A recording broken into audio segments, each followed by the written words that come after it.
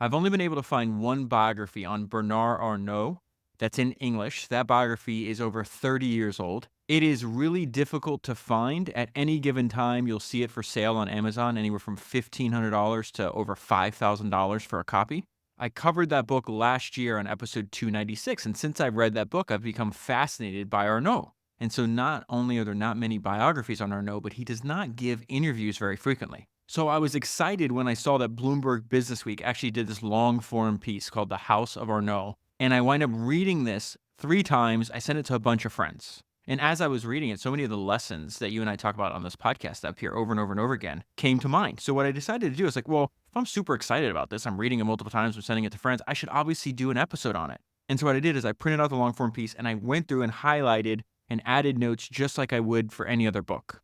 So let's start at the very beginning. The title is The House of Arnault. The subtitle is His company, LVMH, bought up many of the world's major luxury brands, and he's not finished shopping. And it was written by Brad Stone and Angelina Rascouet. And so the piece starts with Arnault visiting his stores. Every Saturday morning, Bernard Arnault spends a few hours checking in on his temples, devoted to handbags, couture, jewelry, and watches. The 75-year-old chairman and chief executive officer is not there to shop. With a strict sensibility refined over decades, Arnault spots any incongruities that might disrupt the aura of opulence that he has carefully constructed.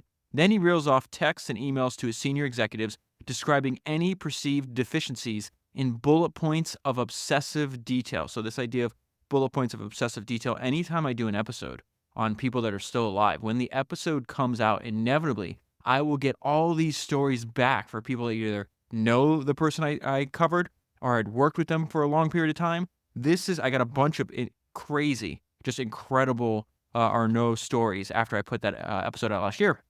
And a lot of them centered on this, his just the insane level of attention to detail that he has. That idea is going to be repeated throughout the story, but it also comes up over and over again in these anecdotes and stories that I heard about him. And as we're about to see with this story that his oldest son, Antoine Arnault, tells, his dad has this extensive database in his head. And so Bernard sends his son a message. He says he recalls one such missive from his father critiquing a counter at a store in Tokyo. He loved the first concept I did at Berluti with an architect 12 years ago. He comes back to me with, do you remember that bar that you had in that store? Put it here. His son Alexandre is working at Tiffany & Company and also has a story. He says it's a similar story from his father's recent visit to Dubai. He made a bunch of comments that were very, very detail-oriented, from the chairs in the stores to the shoes that the salespeople were wearing. Things that you won't typically notice, but once you've seen tens of thousands of stores over the years, I think it's what comes to your mind immediately. So I want to pause there. I think this idea of what he just said is extremely important. Once you've seen tens of thousands of stores over the years, I think it's what comes to your mind immediately. This is something that pops up over and over again in these biographies that you and I study together. The importance of quantity, the importance of volume. I think of these in 2 different domains. 1, this excessive learning that you see that all of these top entrepreneurs do. And 2, just the decades of experience. So what I was thinking about when I got to this section is something that's come up over and over and again. It's not that these top entrepreneurs and inventors and investors, it's not like they find themselves interested in something and they'll read like one book on them. They will devour whole shelves. That line, devouring whole shelves, comes from this biography on a young Winston Churchill. It said, while other politicians were content to get their information from a scattering of newspapers, he devoured whole shelves. It says Churchill began sleeping with encyclopedias. This is something that pops up over and over again. Edwin Land, founder of Polaroid, when he was a young man, he read every single book in the library at Harvard on light, which was his field of scientific expertise, his interest. When he was done with that, he drops out of Harvard, moves to New York City, goes to the New York City Public Library, and does the exact same thing, read every single book on his field of interest. Thomas Edison, when he was a young boy working on the railroads, they would stop over in, I think, Detroit. He would usually have several hours to kill. He read the entire library in Detroit. Jeff Bezos, when he was a young man, there's a story in his biography as well. He would spend summers with his grandfather on the ranch in Texas. His grandfather and grandmother would take him into town. He'd read the entire science fiction section of the local library. I got to have a 2-hour conversation with Sam Zell before he passed away. He was exactly like this. He had an entire database in his head. When I met with Charlie Munger, same thing. He had entire databases, both Sam Zell and Charlie Munger had entire databases in their head. We saw the same thing, this idea of the importance of quantity, the importance of volume, and what that allows you to do quickly after you've built up this compounded knowledge. Think about Quentin Tarantino. I just did an episode on him. He has a famous line in that biography. He says, I didn't go to film school, I went to films. And it's obvious when you read about him, when you listen to his interviews, he's got this comprehensive database of the history of movies in his head that he can call up and use anytime that he wants. And it comes from the fact that he's been watching obsessively and studying film for 50 years. We just went over this, you and I just went over this last week with Sam Walton. Sam Walton had visited more retail stores than anyone else on the planet. The week before that, J. Paul Getty, in both of his autobiographies, he talks about the fact that he owned over 200 businesses, that he had 50 years of experience. He shares stories in those books that he could walk on a site at one of his plants and immediately see the flaws that were invisible to everyone else. That is exactly what is happening in these stories with Bernard Arnault. The fact that when you've seen tens of thousands of stores over the years, he's been at it for 4 decades. You start to notice the flaws immediately that other people are missing because they don't have, again, they don't have the volume, they don't have the quantity that you've experienced. This is a really, really important point, and this is the very first page. Let's go on. So it says, the past 40 years, Arnault has assembled the world's largest luxury conglomerate and globalized a sector once constrained by the limited ambitions of family-owned European companies encrusted in tradition. Now, this is the fascinating part. If you go back and listen to episode 296, there's multiple times where you just realize that he saw opportunity way before anybody else. There's 2 quotes from that book that I want to read real quick. It says, in the 1980s, talk of luxury items was not welcome. The term luxury still had connotations of the craftsman and nothing to do with real industry. Obviously, Arnault changes all that. The second highlight I want to read to you. For Arnault had understood before anyone else that it was a true industry. He is, keep in mind, he's 75, right, in the piece that you and I are going right now. In the book that I'm reading from, he's in his early 40s. Back to this piece. Thanks almost exclusively to him, luxury is now a universal obsession. Perhaps more than anyone else, he's made the clothes and accessories that signify status among the global elite. And for that, he's one of the wealthiest people in the world, with a net worth of around $200 billion. Arnault yoked together the nouveau rich brands that symbolized Europe's post-war influence and exported them all around the world. So in addition to reading this piece, rereading my highlights from the biography of Arnault, which is called The Taste of Luxury, I also watched an interview with one of the authors, Angelina Rascouet, and she said when her and Brad were interviewing Arnault, the way he described this, what they're talking about, the fact that he's the one that yoked together all these nouveau rich brands that symbolize Europe's post-war influence and exported them all around the world, the way he described this is he said that he saw all these independent and atomized European family-owned luxury brands and figured putting them together would reinforce them. And this interview that he granted them is taking place in Paris, and it just talks about the influence that he has on that city. Visitors to Paris will find that Arnault and his 75 luxury houses, spanning fashion, jewelry, handbags, champagne, spirits, and high-end hotels, are everywhere. LVMH billboards, stores, and Arnault-backed museums dot the French capital. When they meet him, they find him dressed head to toe in LVMH brands. He's 6'1" and slim, impeccably dressed in a Dior navy blazer, Berluti loafers, and he's wearing a Louis Vuitton watch. And this part was inadvertently funny to me because it talks about the difference of like the European and American mindset. So it says in luxury and fashion circles, Arnault has a reputation as a bully, an aggressive warrior capitalist. He's considered too American in the gentlemanly world of European business, and he was given the nickname the Wolf in Cashmere. So there's this line in his biography, In the Taste of Luxury, that Arnault is an iron fist in an iron glove. This is something that you and I see over and over again. Last week, there's a line from Sam Walton's biography. Sounds very similar to, it's really interesting in that the order in which you read something really affects your interpretation of what comes next. From the outside, you wouldn't think there's going to be many similarities between Bernard Arnault and Sam Walton. But the fact that I just spent a week and probably 30 or 40 hours reading and researching Sam Walton to make last week's episode, and then right after that, read this, the striking similarities just jump out to you. So it says in Taste of Luxury that Arnault is an iron fist and an iron glove. In Sam Walton's biography, it says the public conception of Sam as a good old country boy wearing a soft velvet glove misses the fact that there's an iron fist within it. This is something that I found to be universally true when you read a ton of these biographies. If you find somebody that gets to the top of their entire industry, you will find that the founder, the leader of that company, is an aggressive and competitive person. Another common trait of somebody that's going to dominate an entire industry is the fact that they just have the longest view in the room. And so he's asked about the recent pullback on luxury spending. It says he also gives the impression that he's not even close to being done. And he is untroubled by the recent decline in spending on luxury products. Maybe the economy will not be as good in 2024 as it was in 2023, he says. What I have in mind is 2030. Every one of our plans are aimed to this. When I read that part, I'm like, oh, that sounds exactly like Jeff Bezos. Jeff Bezos said this in 2017. When somebody congratulates Amazon on a good quarter, I say thank you. But what I'm thinking to myself is those quarterly results were actually pretty much baked in about 3 years ago. Today, I'm working on a quarter that is going to happen 3 years from now, not next quarter. Next quarter, for all practical purposes, is done already and has probably been done for a couple of years. And so a main theme that runs throughout this piece is the fact that, he's 75 years old. Who's going to take over?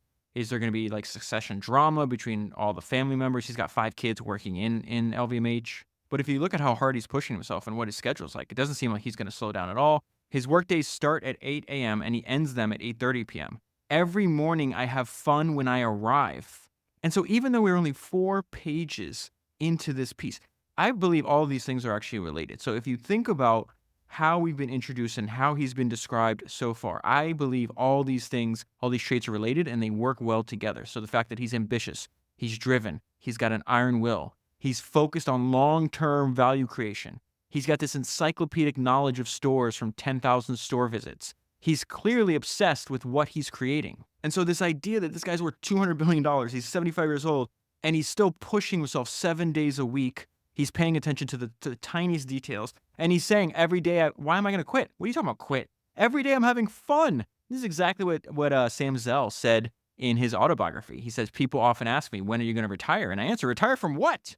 I've never worked a day in my life. Everything I've done has been because I've loved doing it, because it was so enthralling. This sounds exactly like Arnault's thinking in this piece. Now, that's the way he looks at it. Now, something that's obviously very, very common is the fact that he's going to push his executive teams very hard. We just went over this with Sam Walton. The fact that they compared Sam Walton, the way he pushed his executive teams, they said it was like throwing wood into a fire. In Jeff Bezos' biography, it says he would jump on your back, and if you're good, he's just going to drive you into the ground. So it says fun is not a word many of Arnault's underlings use. Meetings begin punctually. Deputies say they must prepare thoroughly. He sends so many emails all day, every day, that his staff shares triage tips. Current employees, former employees, and outsiders seem both simultaneously awed by him and afraid of him. He abhors complacency so much that somebody said the worst way to start a meeting is to tell him that sales are robust. I've already said this, but it even shocked me how much reading about Arnault reminded me of Sam Walton, reminding me of Jeff Bezos. There's a great line in one of Jeff Bezos' biographies where one of his executives says, I brought Jeff very bad news about our business, and for some reason he got excited. So this idea, it's like, Arnault abhors complacency so much, the worst way to start a meeting is to tell him the sales are robust. I need to explain why this thinking can be so powerful, and I think the answer is found in Jeff Bezos' shareholder letters. In one of his shareholder letters, he wrote this. This is very fascinating. It really describes the mindset that a Bezos or Walton or Arnault have. The good news for shareholders is that we see much opportunity for improvement in that regard. Everywhere we look, we find what experienced Japanese manufacturers would call muda, or waste. I find this incredibly energizing. Think about that. He's analyzing his business. He's like, look at all this waste everywhere. And he's psyched. He's hyped up. Why? I see it as potential years and years of variable and fixed productivity gains and more efficient, higher velocity, and more flexible capital expenditures. A Walton, a Bezos, or a Arnault are not going to rest on their laurels. They don't want to sit there and pat themselves on the back. Look at how great we are. Look at how high our sales are. They want to know where they can improve. They give us a little background on his early life. It says he trained as a classical pianist, but determined he wasn't good enough to make it as a career. He got an engineering degree and then joined the family business and persuaded his father to focus on real estate. At first, the company developed vacation homes in the south of France and Florida condos. He credits a random conversation in the US with sparking his curiosity about France's historic luxury brands. When Arnault asked a New York cab driver in the early 70s if he knew the current French president, the driver said he only knew one French name, Christian Dior.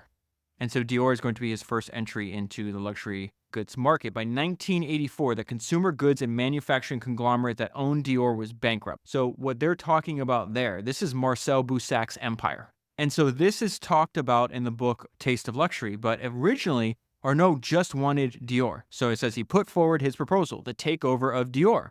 Out of the question, they replied, it must be all or nothing. Listen to this next line. No matter all it would be. And so Arnault, with the backing of the investment bank Lazard, persuaded France's government to sell it to him. This is Boussac's company. Then he pared away, meaning got rid of almost everything and kept Dior. France was not prepared for this bare-knuckle American-style capitalism. The French press called him the Terminator. But look at the difference that Arnault did. Back then, when he bought it, Dior had 3 stores and the equivalent of 90 million euros a year in sales. Now it has 439 stores and did 9.5 billion in sales last year. Now, this is one of my favorite all-time stories and a very weird way to pitch an investor, is the fact that Marcel Boussac was trying to recruit somebody to run one of his clothing factories. This is many, many years before Arnault buys the company, okay? And one of those people that he approaches is Christian Dior. This is what Dior tells Marcel Boussac. I am not interested in managing a clothing factory. What you need and what I would like to run is a craftsman's workshop in which we would recruit the very best people in the trade to reestablish in Paris a salon for the greatest luxury and the highest standards of workmanship. It will cost a great deal of money and entail much risk. Back to this piece. A few years after the Dior acquisition, Arnault again exploited circumstance. There was a struggle for control between factions in the newly formed suitcase and spirits group LVMH. Using cash from the Dior operation and again with the support of Lazard as well as another French bank, Arnault acquired a decisive block of shares. Then he ousted his ally in the struggle and eventually maneuvered to get himself elected chairman and CEO. The world of old luxury had never seen anything quite like this, or had never seen anything quite like him either. Arnault believed that luxury brands could be larger than anyone at the time imagined. Okay, so I need to pause there again. That is such an important sentence in this book, or in this piece. Arnault believed that luxury brands could be larger than anyone else at that time imagined. So that's another trait that I would add to that list that you see great entrepreneurs, people that dominate their industry, they get to the top of their profession. They also have in common the fact that they see value in unexpected places. They're ambitious, they're driven, they have this iron will, they have this focus on long-term value creation, they have encyclopedic knowledge of their industry, of the history of their industry. They have an obsession with what they're creating, but they're also seeing opportunity where others see nothing. The parallels between Sam Walton is striking. What did Sam say in that biography last week? It turned out that the first big lesson we learned was that there was much, much more business out there in small-town America than anybody had ever dreamed. That sounds a hell of a lot like Arnault believed that luxury brands could be larger than anyone at the time imagined. He also understood that this was a business of selling not just physical things. So again, something we know is like he has a very advanced understanding of human psychology as well. And this will make sense as I read this to you. He also understood that this was a business of not just selling physical things, monogram trunks, gold pendants, alligator skin purses, but names and logos with history, as well as an implicit promise that the buyer is gaining access to an exclusive club. They're talking about the power of brand and the status that it conveys on the customer. These handbags sell for about 10 times the cost of making it. That's another thing that he understood from the very beginning. Go back to Arnault in that biography, Taste of Luxury. He's in his mid-30s through most of that book, early 40s when the book ends, and this is what he says. My relationship to luxury goods is very rational. It is the only area in which it is possible to make luxury profit margins. Software margins on physical goods is another way to think about that. If you put various luxury brands together, Arnault reasoned, they can reinforce one another. The stronger brands compensate for the weaker ones and give them time to establish an identity and grow. I'm going to interrupt myself and pause there. Again, what's remarkable, the reason I became obsessed with this guy and I wanted to read as much about him as possible is, one, obviously there's not a lot out there. And so my initial instinct is, okay, I'm going to read every single book on this person, and there's nothing to read. But it's also because that biography ends in his early 40s, and he calls his shot. 30 years ago, he said, my 10-year objective is that LVMH's leading position in the world be further strengthened in the luxury goods sector. I believe that there will be fewer and fewer brand names capable of retaining a worldwide presence, and that those of our group will be among them, as we will provide them with the means for growth.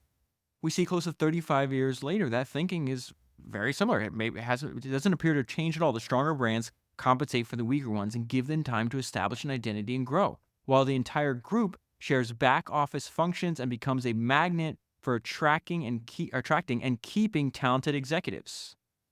It was an idea I had after having bought Dior, he says.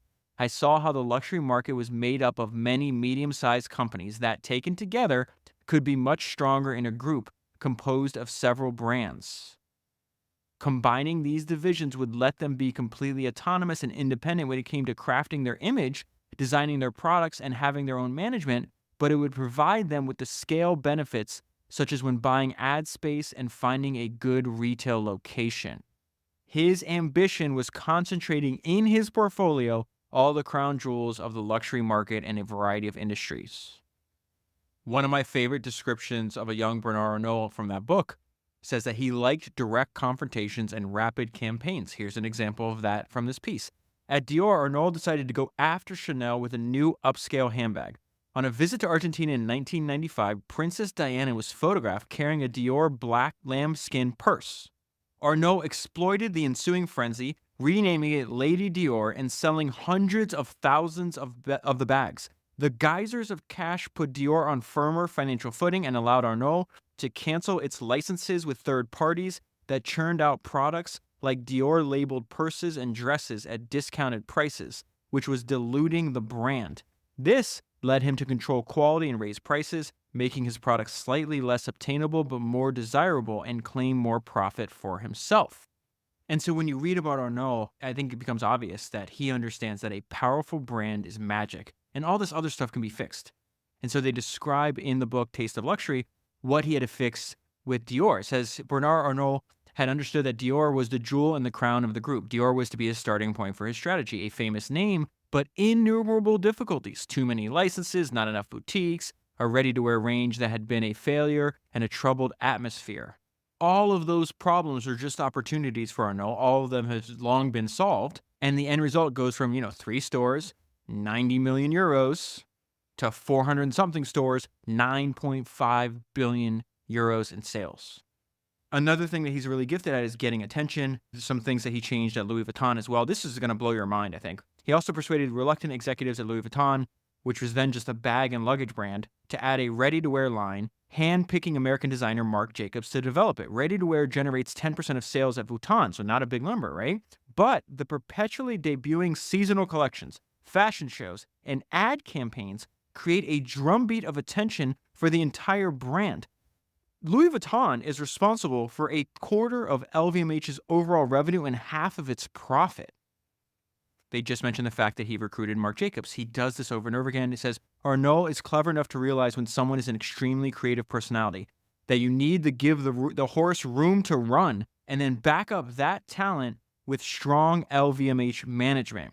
One of his executives says that seems obvious, but it's really not. The reason it seems obvious, but it's really not is because you need a strong leader and founder that is in complete control of the company to let everybody else in the company know that we are putting up with these, nonconformist dissenters and rebels. These talented people are unbelievably hard to deal with. So I want to quote David Ogilvy because I think he just nails this, and I think Bernard Arnault understands this instinctively. So David Ogilvy said that talent is most likely to be found among nonconformists, dissenters, and rebels. As a leader, this is what Ogilvy's advice to you and I would be. As a leader, you have to learn to tolerate genius. What David's about to tell us is why the executive just said, hey, this seems obvious, but it's really not. This is what David Ogilvy says.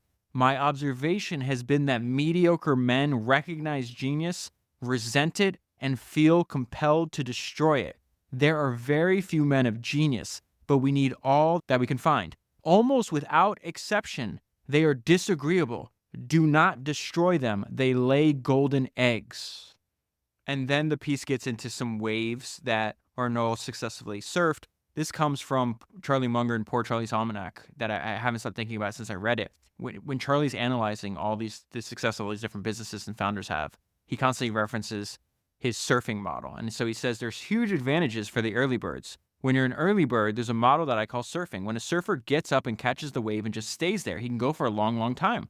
But if he gets off the wave, he becomes mired in the shallows. But people get long runs when they get right at the edge of the wave. And so he talks about Microsoft or Intel, or even going way deep into business history with this company called National Cash Register. Surfing is a very powerful model. And so one of the things that's obvious if you study Charlie Munger is the importance of getting into a great business and staying in it. This is definitely what Arnault has done. But he also talks about these trends that you can ride as well. When he's analyzing like Les Schwab, he's like, how this uneducated guy never changed a tire in his life, starts a tire company at 35 and just runs up the score and dominates everybody. And he's like, oh, he was riding the wave of this new Japanese tire import trend. And so one of the trends that Arnault successfully surfed was the fact that he got into China really, really early. And China's going to have this massive economic explosion. Arnault visited China for the first time in 1992 for the opening of a Louis Vuitton store in the basement of the Beijing Palace Hotel. When I arrived, there were no cars. There wasn't even hot water in the hotel, he said. And he observed that most people on the street were dressed identically in Mao suits. I remember calling the CEO of Vuitton and saying, "Are you sure we're going to sell something?" The answer was a resounding yes. He harnessed the world's biggest economic success story of the past 100 years. LVMH was early among its peers to obtain a retail license to own its stores in China, and it rode the country's historic economic growth. China is now LVMH's second largest country by sales, behind the United States. 23 different LVMH brands opened 58 stores in 2023 alone. And so then they talk about what I think is the largest acquisition that Arnault has ever made, which is the Tiffany. So he took over the oldest and largest luxury brand in the United States. This surprised me. Tiffany & Company was founded in 1837 as a stationery maker. It has counted nearly every U.S. president since Abraham Lincoln as a customer, and it redesigned the Great Seal of the United States, which is on the country's dollar bill. That was fascinating. And so it goes into why Arnault wanted it. He long wanted to bolster his jewelry division, which he felt was one of the few weaknesses in his portfolio. Absorbing Tiffany, a public company, would help close this gap. So he presented a surprise takeover offer in 2019 and then tried to back out of the deal. Tiffany sued, accusing LVMH of trying to run out the clock on their merger agreement, and then Arnault countersued. They wind up finally coming to terms after LVMH negotiated a roughly $425 million discount on the original price. So the sale was completed, and then Arnault went to work. And I have a ton of highlights on this page because it talks about, like, what does he do? Like, when he goes to work on Tiffany, what did he do? Number one, he added talent at the executive level. Number two, he did a bunch of influencer celebrity ad deals. Number three, he's going to invest in physical real estate. And number four, gossip is just free advertising. So that's going to be from Christian Dior, which we'll get to in 1 second. So number one, he moved an executive from Louis Vuitton to take over CEO and installed his son alongside him. His son, Alexandre, hired Beyoncé and Jay-Z for a splashing marketing campaign. More celebrity ads followed with Gal Gadot, Zoe Kravitz, and Elaine Zong. I don't know a bunch of these people. Before the acquisition, Tiffany couldn't have afforded these deals. Now its social media mentions soared. Number three, investing in physical real estate. LVMH also invested $350 million to revamp Tiffany's New York flagship store on 5th Avenue and 57th Street. They secured a painting by Basquiat in a color that resembles Tiffany blue and hung it on the ground floor. The company suggested that the late street artist intended a deliberate reference to the jeweler. This is what I meant about gossip as free advertising, which I'll explain in 1 second. So the company suggests, hey, Basquiat painted this. They're referencing Tiffany blue. The company suggested the late street artist intended a deliberate reference to the jeweler, which many in the art world found both implausible and distasteful. The resulting controversy was covered in newspapers all over the world. So if you go back and you actually read Christian Dior's autobiography, it's very fascinating that he realizes that gossip is just free advertising. And so there's a huge budget that obviously LVMH can do for ads now when they take over Tiffany. But when Christian Dior was starting his business, he didn't have any of that. So this is the way he got attention. It was very fascinating. And so he says, it is widely and quite erroneously believed that when the House of Christian Dior was launched, enormous sums were spent on publicity. On the contrary, in our first modest budget, not a single penny was allotted to it. I trusted to the quality of my dresses to get Christian Dior talked about. Moreover, the relative secrecy in which I chose to work aroused a positive whispering campaign, which was excellent free propaganda. Gossip, malicious rumors even, are worth more than the most expensive publicity campaign in the world. Undoubtedly, they spent a lot of money. LVMH spent a lot of money on, Beyonce and Jay-Z and Gal Gadot and Zoe Kravitz and social media. But in turn, they also got tons and tons of free advertising because this gossip went around, this idea that a lot of people maybe inside the art world found objectionable, but it wound up spreading throughout the entire world for free through all these newspapers. Gossip is just free advertising. Christian Dior understood, and LVMH benefited for the fact that gossip is just free advertising. So then what else does Arnault do when he takes over Tiffany? He raises prices. The company raised prices as usual. So this is what I mean. Goes back to what he understood in Dior. The power of a great brand is magic. The power of a great brand means that you can raise prices. So Tiffany's U.S. customers now spend $2,000 on average versus around $500 on average before the acquisition. This is something Munger and Buffett talk about over and over again. They talk about the value of a brand, that a great brand acts as a moat. So I'm going to quote from one of the biographies I read on Munger. And this is what Munger says. There are actual businesses that you will find a few times in a lifetime where any manager could raise the returns enormously just by raising prices, and yet they haven't done it. So they have huge untapped pricing power that they're not using. This is the ultimate no-brainer. And so he's going to talk about all the growth that the Disney company had under Michael Eisner and Wells.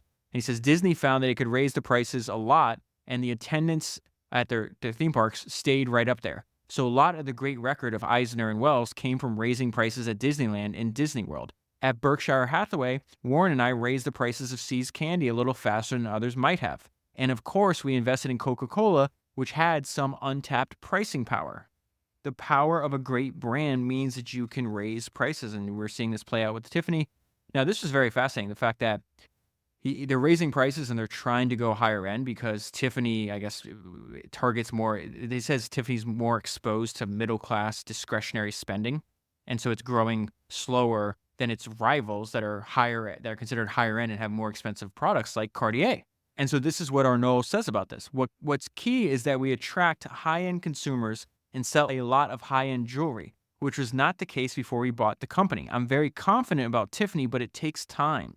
You cannot do things instantly.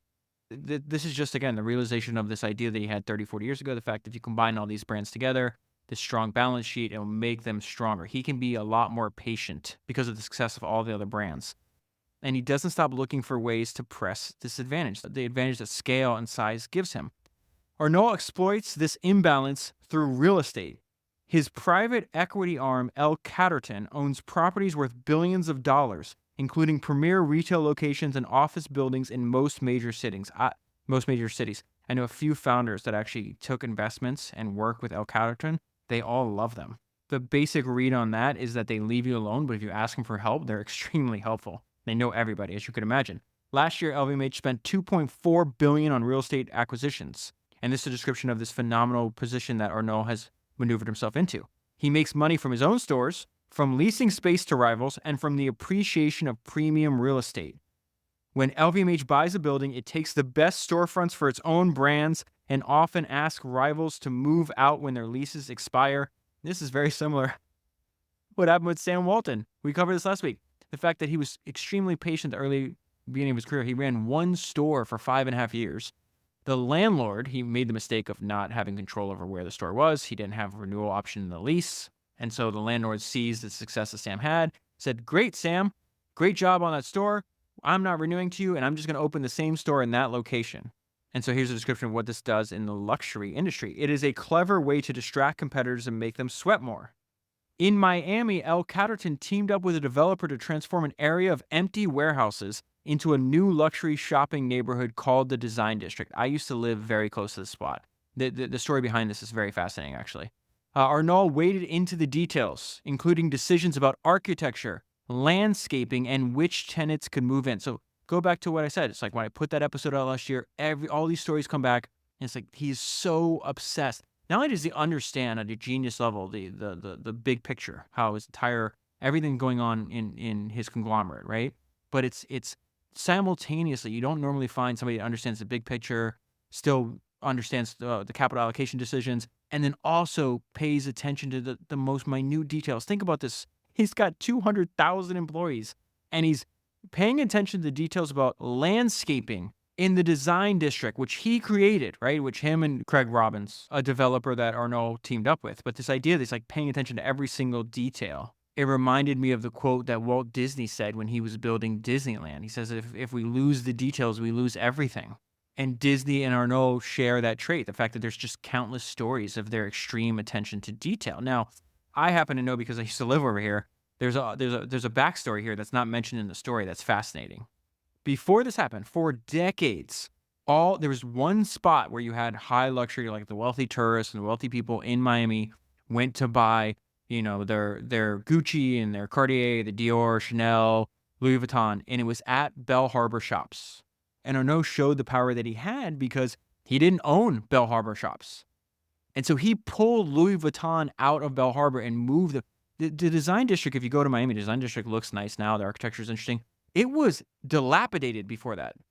That was not a good neighborhood. They changed everything. It is an unabashed success now, but that neighborhood, like if you would go back 15 years ago, like one day there's going to be a super high-end luxury enclave with all these brands, these amazing luxury brands here, you'd be like, what are you, crazy? That was a huge risk that he took.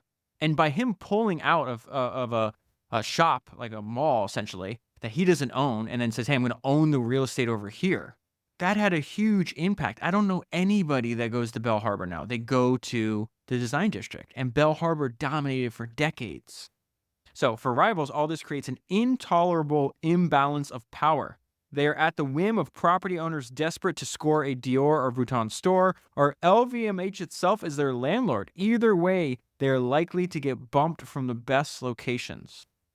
And even this extension into real estate, this goes back to Arnault's original thesis, one that he's been executing on for 4 decades. The fact that he saw all these independent, atomized European family-owned luxury brands and figured, hey, putting them together will reinforce them. It makes them stronger. And so all these rival luxury brands CEO complain about the power they have. This is Arnault's response. He does not have a lot of sympathy for that sentiment. We have good and efficient competitors, and we have competitors who are not as good. Usually the ones who complain are the ones who are not the best. They need excuses, he says. And if you think about what he's saying, he's like, it's not like we know the history. He started out with, I think he was 35 when he took over Dior. He starts off with one brand, 35 years old.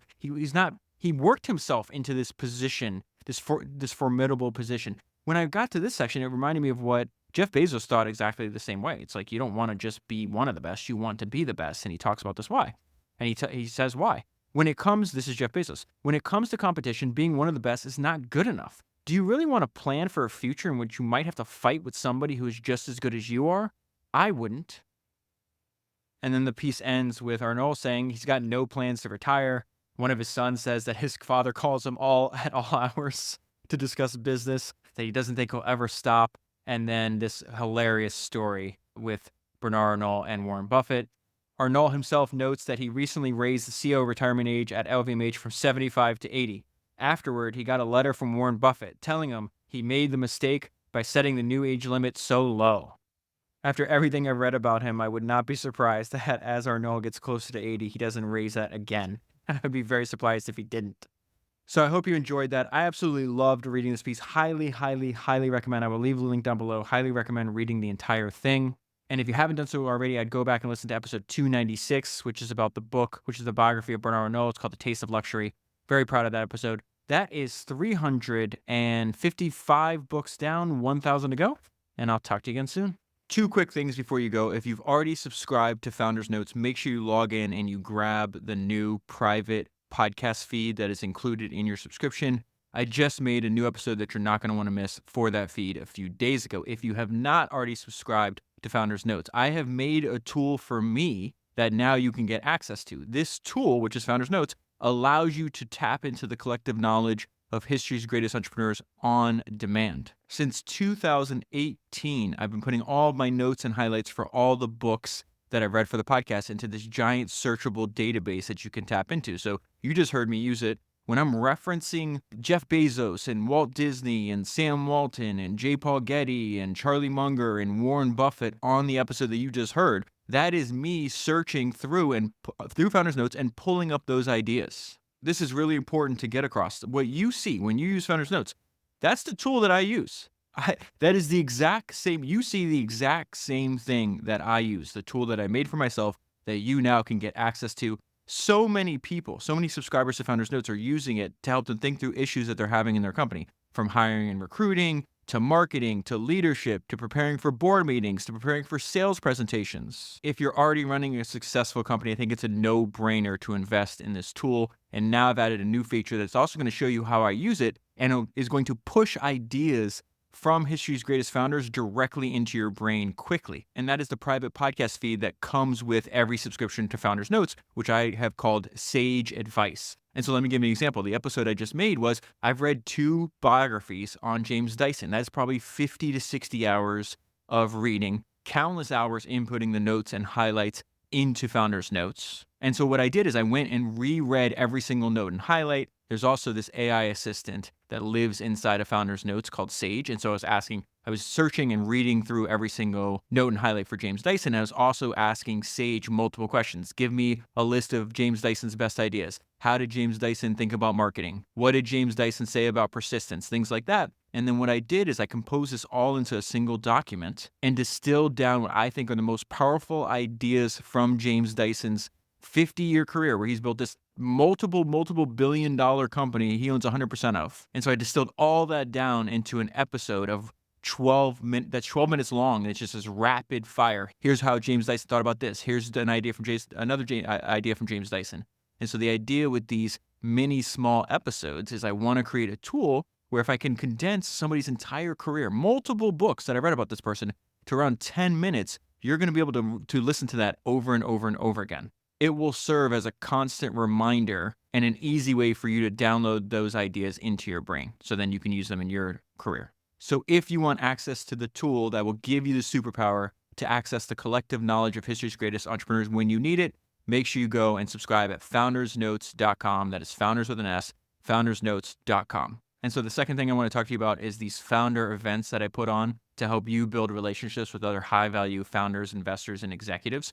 I just mentioned in this episode the fact that I know a few founders that have taken investment and have this partnership with L Catterton. And so what they say is one of the best things that has resulted from that partnership is the fact that they know L Catterton knows everybody. They have relationships all over the world. And these introductions that they're able to make have substantial value in developing their business. And so another way to think about this is the term I put on this, the maxim I put on this, is that relationships run the world. And this is something that both Charlie Munger and Sam Zell said to me in person, that you really do need to invest heavily in developing relationships with other high-value people. Both Charlie and Sam did that, and they wind up compounding those relationships for decades and doing business with these people for decades. And so the next Founders event is happening July 29th through the 31st in Scotts Valley, California. There's also one happening September 27th through the 29th in Austin, Texas. These events take place at beautiful venues. I rent out the entire venue. They are all inclusive, which means all you have to do is get to the event, and your ticket includes your lodging, every meal, access to every single event. You get there, and I take care of the rest. If you're interested in building relationships with other people who listen to Founders Podcast, other high-value people, come hang out with me for 2 days at a Founders event. You can learn more by going to founderspodcast.com/events. That is founderspodcast.com/events. Thank you very much for listening. Thank you very much for the support, and I'll talk to you again soon.